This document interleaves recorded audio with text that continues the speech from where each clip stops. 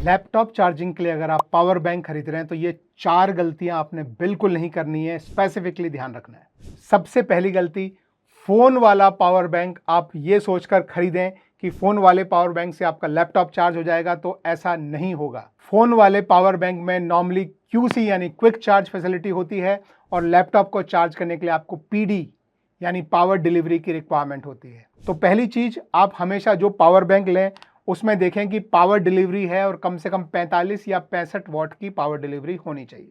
यदि आपका लैपटॉप छोटा है, जैसे कि मैकबुक एयर या अल्ट्रा बुक कोई हो, तो आपको 20,000 mAh में 45 वॉट की पावर सप्लाई वाले पावर बैंक आपको मिल जाएंगे। यदि आपका लैपटॉप बड़ा है तो आपको कम से कम 65 वॉट और मैक्सिमम 100 या 140 वॉट तक के भी पावर बैंक मिलेंगे।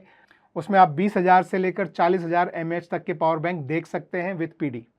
दूसरी गलती जो लोग करते हैं वो है कि सिर्फ mAh देखकर आप पावर बैंक खरीद लेते हैं कि 20,000 mAh का है ले लो, 30,000 mAh का है, 40,000 mAh का है ले लो। आपको हमेशा mAh और वॉट आवर के बीच का आपको रिलेशनशिप समझना होगा।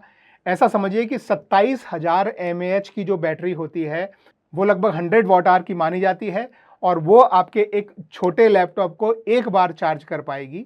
और यदि आपका लैपटॉप बड़ा है तो उसके लिए उससे भी ज़्यादा वॉट आवर की आपको यानी उससे भी ज़्यादा mAh की आपको रिक्वायरमेंट आएगी। नेक्स्ट चीज़ जो आपको ध्यान रखनी है, यदि आप एयर ट्रैवल करते हैं कि एयर ट्रैवल में आपको 27,000 mAh से ऊपर की बैटरी आप एयरप्लेन में नहीं ले जा सकते हैं, क्योंकि मैंने जैसे बताया 27,000 mAh यानी 100 वॉट आवर, उससे बड़ी बैटरी होगी तो उसे आप ना हैंड बैगेज में ले जा सकते हैं ना उसे आप चेक इन कर सकते हैं। वो आपको एयरपोर्ट पर ड्रॉप करना पड़ेगा, उसके अलावा एयरपोर्ट पर कोई दूसरा तरीका उसका नहीं होगा। नेक्स्ट मिस्टेक जो लोग करते हैं कि 100 वॉट का पावर बैंक तो ले लिया, लेकिन उसको कनेक्ट करने के लिए अच्छी 100 वॉट वाली केबल उनके पास नहीं होती है। तो ध्यान रखें कि आप 100 वॉट पे आप देखें कि अगर वोल्टेज 20 वोल्ट पर जा रही है तो कम से कम 5 एम्पियर ले पाने वाला आपका केबल होना चाहिए।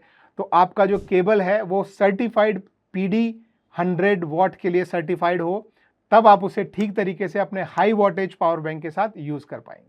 कुछ ऐसे ही पावर बैंक का लिंक मैं आपको नीचे दे दूंगा।